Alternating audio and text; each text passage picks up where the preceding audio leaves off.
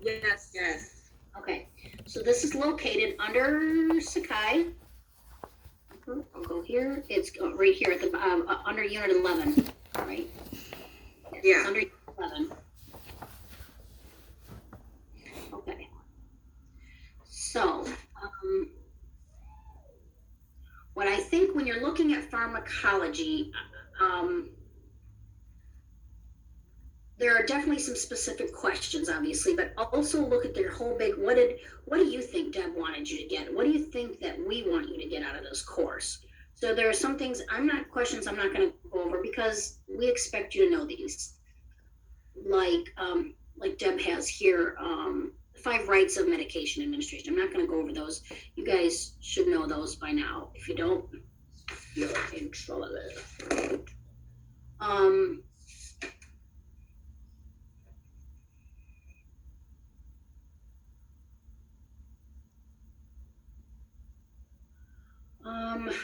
These important roles for nurses, I would say with a lot of these drugs, you need to know classifications, you need to know patient teaching, like what's important that you need to know. What are we teaching our patients? Like when you think of insulin, what are some things you need to teach your patients about insulin? Can anybody think about something, if you have a new diabetic and they're just gonna you taught them, or a diabetic educator came in and he or she taught them about diabetes, and then your patient asks you, that was a lot of information, when do I give this regular insulin?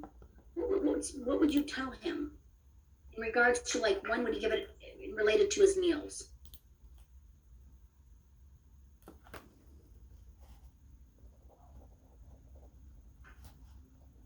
Are you asking?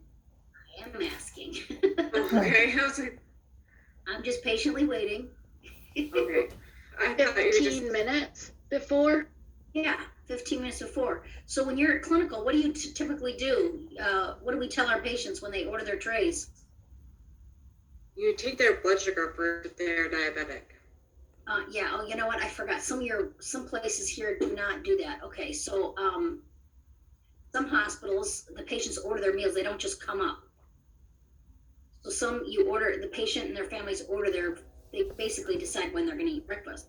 So you tell the patient, let me know when you ordered your breakfast, and then you know you've got about 15 minutes so you can give their insulin. Yeah, Sally, it's 15 minutes before. So these are just important things for, as a nurse, some things that you're going to talk about. These definitions right here, I would just have an understanding of them. Like, what is the difference between, pharmacodynamics and pharmacokinetics? What are they? What is the difference? I wouldn't, spend a whole ton of time, but I would just see if understand the difference between them. This is important to know. So when we're talking about the pediatric population, when we're talking about pharmacology and like pregnancy and the geriatrics, what do we need to consider? I'm not asking you this, I'm just telling you things to consider. What would you need to ponder before taking this exam that you think you need to know? Are there any cultural considerations with pharmacology?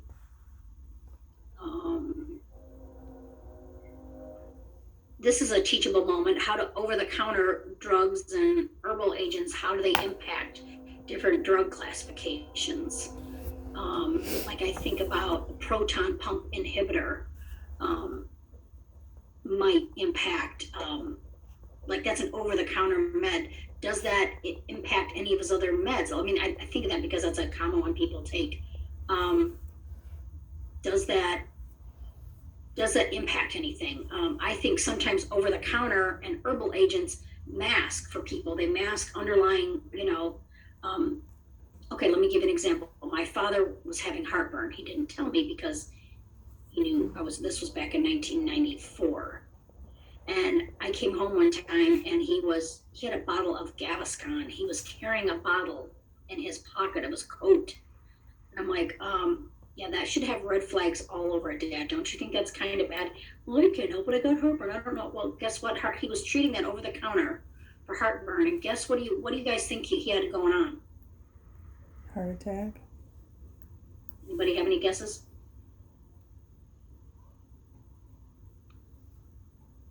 Chest pains. Heart attack. Yeah, chest pain, not a heart attack, but yes, chest pain. You're right. Yeah, he's a diabetic. So a lot of times diabetics, right, have atypical chest pain. Women have atypical chest pain as well.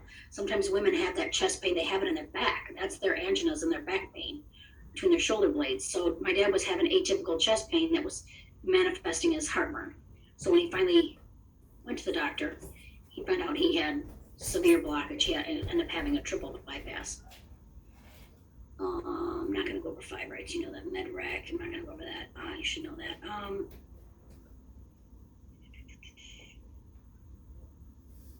I'm not going to go over number 10. I'm not sure what I understand what she's asking you, but I'm not sure that it's that important for you to know. I mean, it's important to know, but I don't know that you need to know that. I don't know. I'm just going to stop talking. We're going to skip number 10. Sentences. I don't know what number 12 either. We'll talk about opioids a little bit.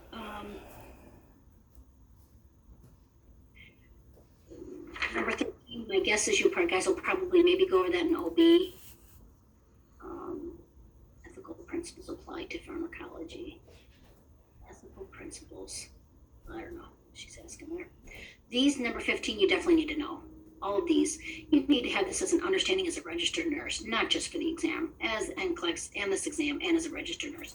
Every single one of those, you should be able to tell somebody if they say, hey, what's the difference between, the half-life of a drug and, I don't know, adverse drug reaction. Just know that you need to know all these. Anaphylaxis is obviously a big one. Okay, here's a good one. What's the difference between side effects and adverse effects? There's a difference between them. You should know that.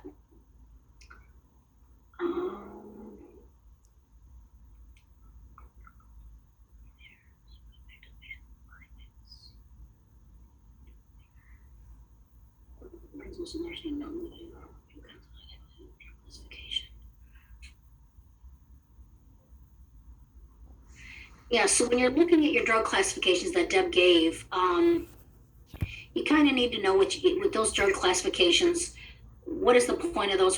So what's their mechanism of action? And you guys know, looking these drugs up, the list of side effects are as long as your arm. I would stick to the top ones, top 3, and I would also be thinking of your ABCs, which ones are most fatal for the patients, or which ones are just the most common. I mean, you can always assume nausea and vomiting is pretty much one for all of them, right? But which one's most pertinent? Patient education, I just can't understate that. There's so much patient education on this test that you need to know as nurses. Also nutritional information, like we've talked about the grapefruit juice several times, but if you're giving a patient, maybe they're already hyperkalemic, we don't want a drug that's going to be potassium sparing, right? Tell me, what does a potassium sparing loop diuretic do?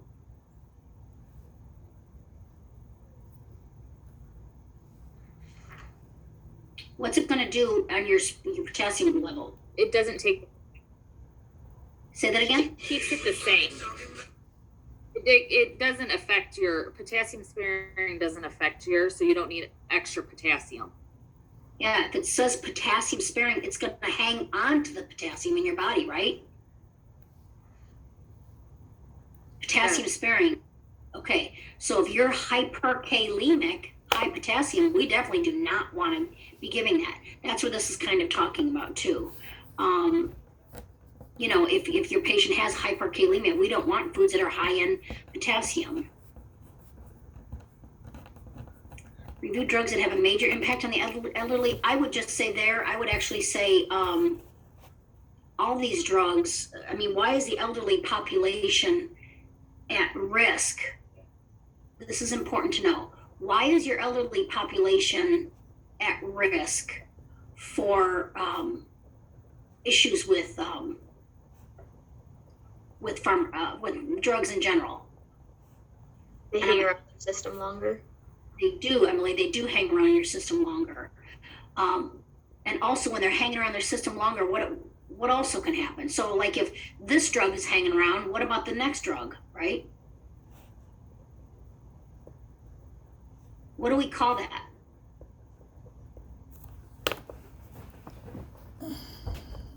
Isn't it called the pharmaceutical effect? Could be. I always tell you guys polypharmacy. That's right. So these drugs are hanging around, they're just sitting in their body, and then they're taking a long time to metabolize, right? Because they're elderly. So they're just hanging around there forever. And then they're interacting with each other. So now we've got this drug and we've got this drug interacting. So they're not just like you're taking one, you're excreting it. They're all working together and they're hanging around together. I think that's the thing. And as we age, what tends to happen besides everything slowing down? We end up having more like chronic diseases. So these people have, chances are they're going to be on maybe some more meds. Not always, but a lot of times they are. So that's a thing to look at. Deb says read the safety boxes in the chapters of your Lily books. I haven't looked at them, I'll be honest with you, so I don't know. I'll let you do that.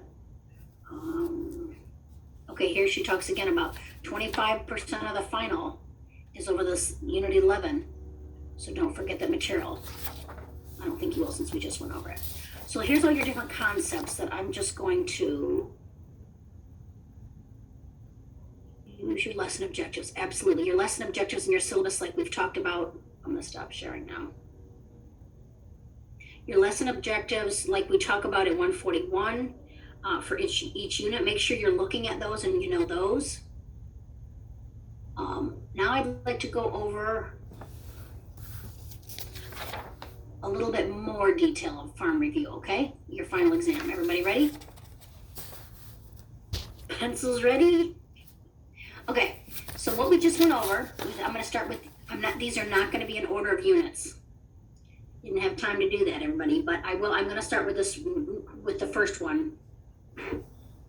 Okay, so these are some notes I took. When I went through the material, what I feel like is important for you to know. Immunosuppressants. What are they? I'm not asking you right now. I'll tell you when I want you to know. This is what you need to look up. Patient teaching. Like we said this before, somebody said, I don't know if it's Abby or I think Abby said avoiding large crowds. You definitely want to avoid large crowds. You want to avoid other sick people, right? If your dad's getting chemo and grandma's sick, grandma should not be around dad. Good oral care. Make sure they're doing good oral care, rinsing their mouth after they eat and just taking care, using those soft bristle toothbrushes. A lot of times medications are better if they're given food to help decrease risks of GI.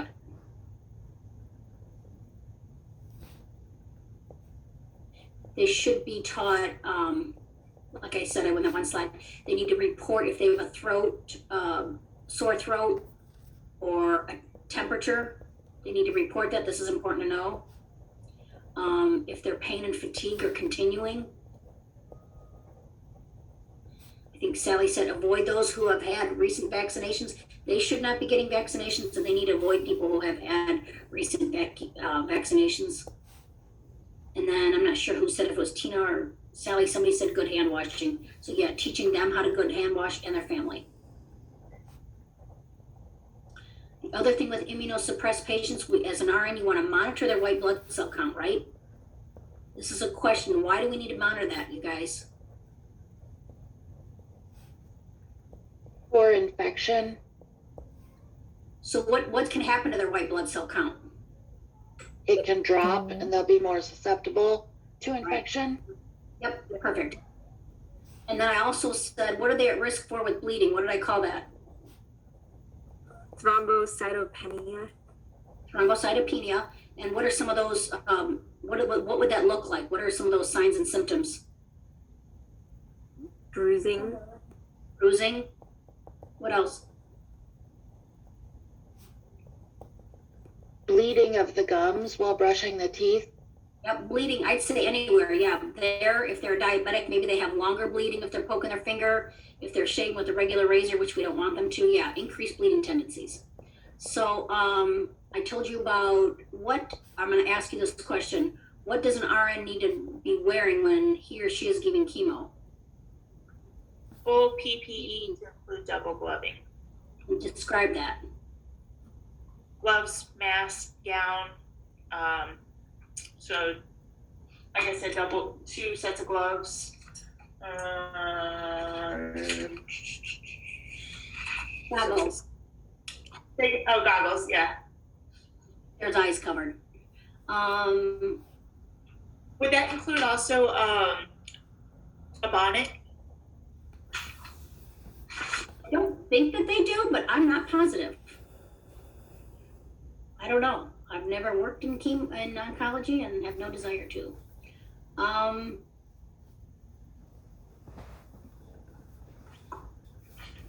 Let's see. Okay, biologic response modifiers. We just talked about that. Can anybody tell me what does the biologic response modifiers do?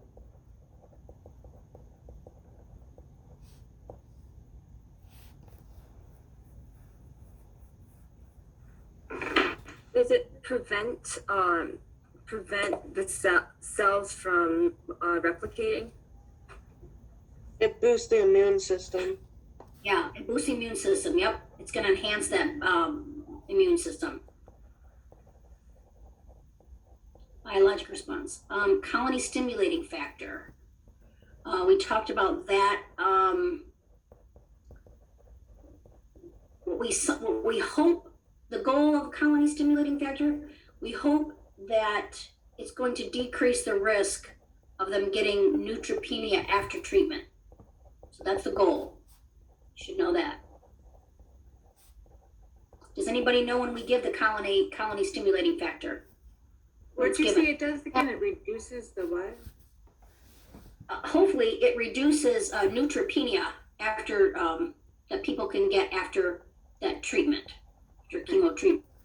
So when would we be giving that? Half an hour before chemo treatment. 24 hours 24 hours what? prior to chemo treatment. After chemo treatment. After. So we do it 24 hours after they get their chemo. Trying to help neutropenia. Let's see. That already. If somebody is having bone marrow suppression, okay, they're getting chemotherapy. If they're having bone marrow suppression, what do you think the first sign or symptom of an infection is?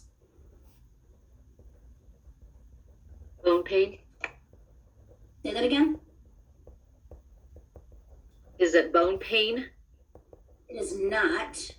It's not, but thank you. Elevated temperature. Yeah, I heard a couple people. I heard, who said fever? Tina did.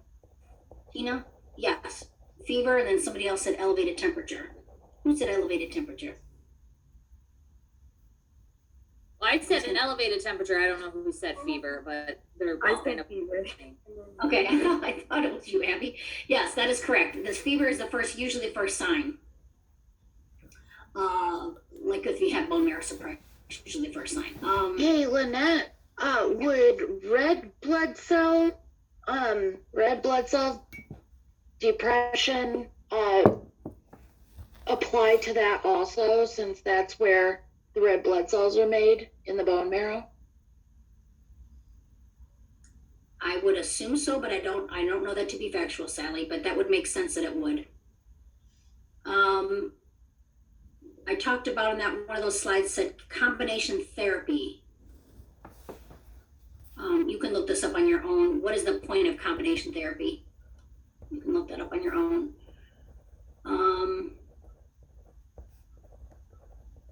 This is important to know with that interleukin. We talked a little bit about interleukin.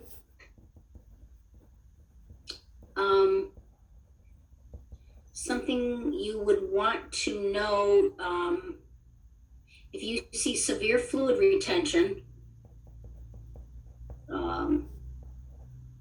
if your patient is having severe fluid retention, what is their breathing going to be like? Want to be labored? Yeah, I would say labored, yeah. Dyspnea, yeah, having some trouble breathing. If they have increased fluid retention, what might their legs look like? Puffy, edema. Yeah, severe, I would say severe peripheral edema. You want to stop that infusion of interleukin and you want to notify the healthcare provider or prescriber, I should say. Okay, and then on to monoclonal antibodies. You should know which cells they target.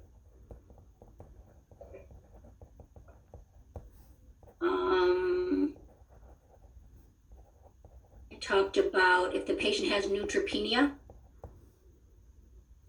the medication that's given to stimulate neutrophils, you said filgrastim, which is also Neupogen.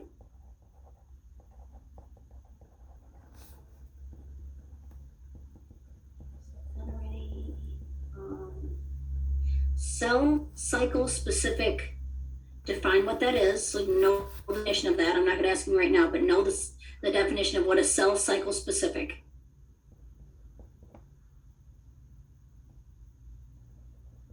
We talked about that.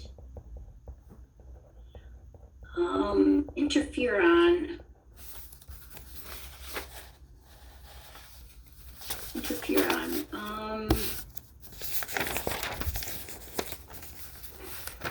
When we're giving interferon, what do we need to monitor?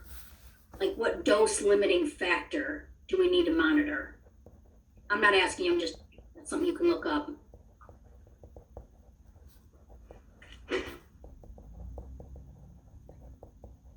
And then I'm just gonna go on with some other stuff. Immunizations, so there's different types of immunizations. Like mother to infant can pass during breastfeeding. What would you call that? You need to know that. Does anybody know by chance? Adaptive. It's not, but you're close. Passive. It's natural passive. I don't know who said that. Is that you, Abby? Yeah. Okay, natural passive, yes. So now I'm just gonna go through some random stuff like, let's see.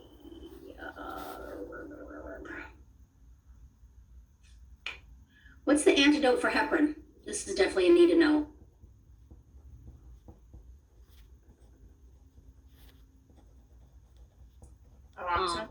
Vitamin K, potassium.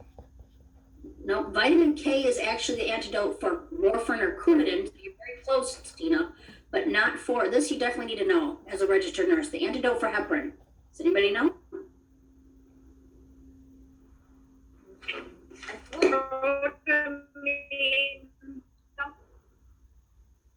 Yes, Amanda has poor internet connection right now. She sounds like a little robot over there. Yes, Amanda, it is protamine sulfate. Yep.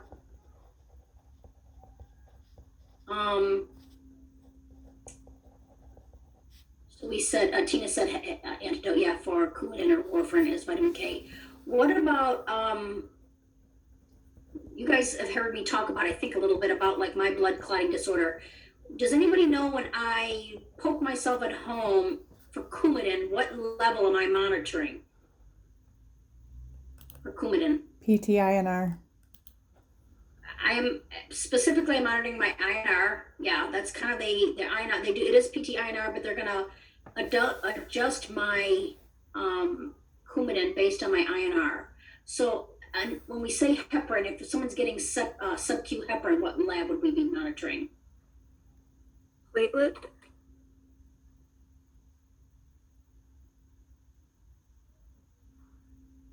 Anybody know? Is it PTT? That's cute that you said it so like, is it? Does anybody else have any? She's not wrong. Is it your DVT rates? No, it's PTT. Usually they'll say PT, PTT, or they'll say PT-INR, but yeah, usually your PTT is what we're monitoring for if somebody in the hospital is getting sub-Q heparin. We're looking at their PTT. Ouch. Okay, Riley, I can't hold you up anymore. Then remember our unit 9 and 10, I think, on all the, it was 9 and 10. Anti-Parkinson. Those, yes. What else do we have there? We had Diabetes.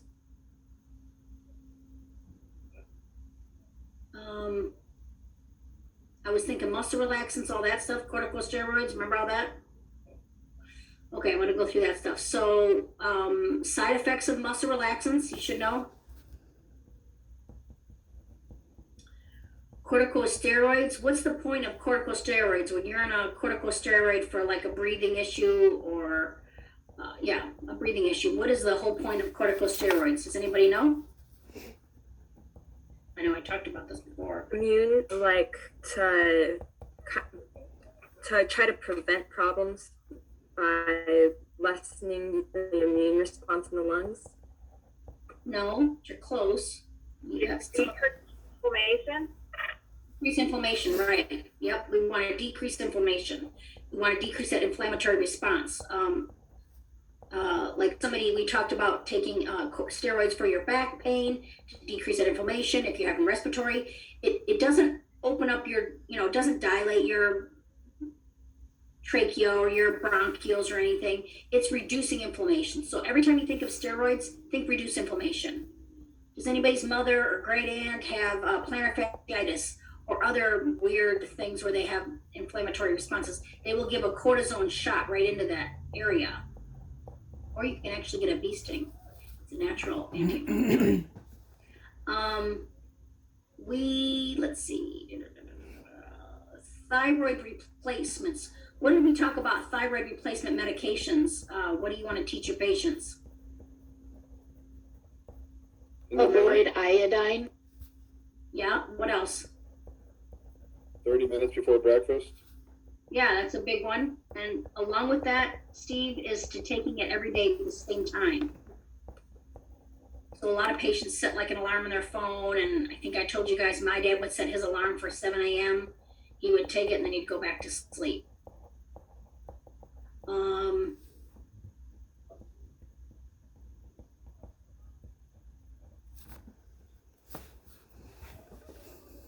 There was something about estrogen. When sometimes women are put on estrogen, they're put on that for if they have heavy clotting periods. So it helps usually with like those clotting menstruation.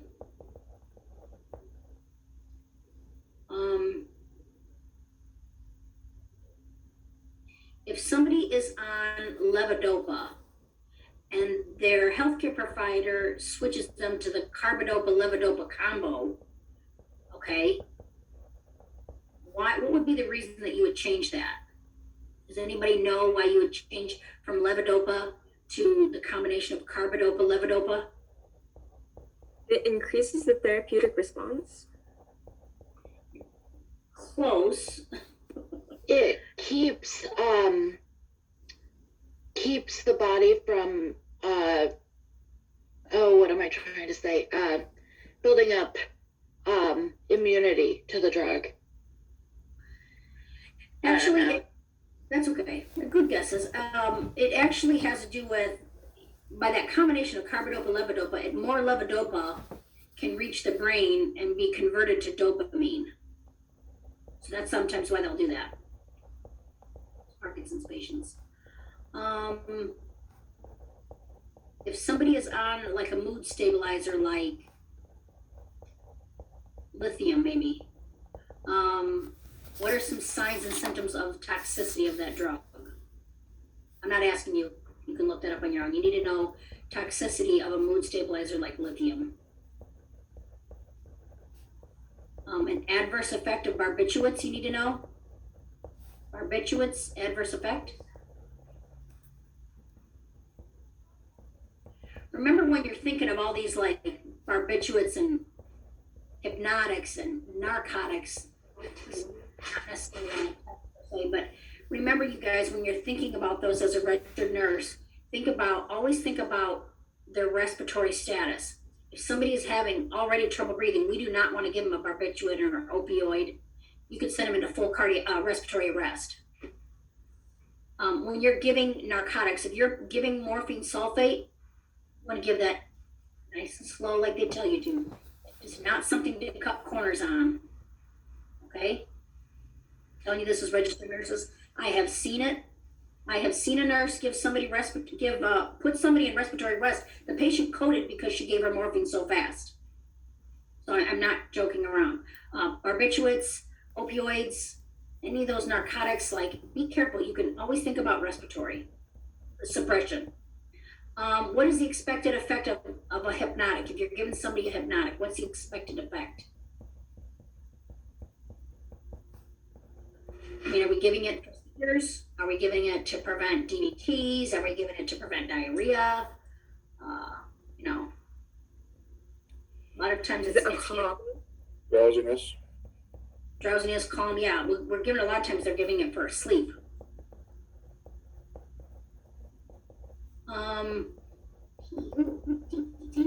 SSRIs. What's the big thing as an RN, what you need to be checking for with patients? You need to ask them. Suicidal tendencies or their mood. Yep, suicidal tendencies, Steve, perfect. Antidiuretic hormone. We talked about this 141 recently. Antidiuretic hormone,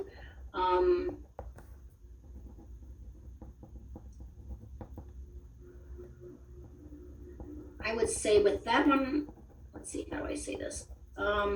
What might be one of your priority vital signs with that? I'm not asking you right now, just write it down, you can look it up.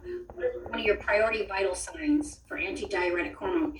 And you guys, if you get stuck on a question, like I said to someone, word apart, antidiuretic. Okay, it's against diureses.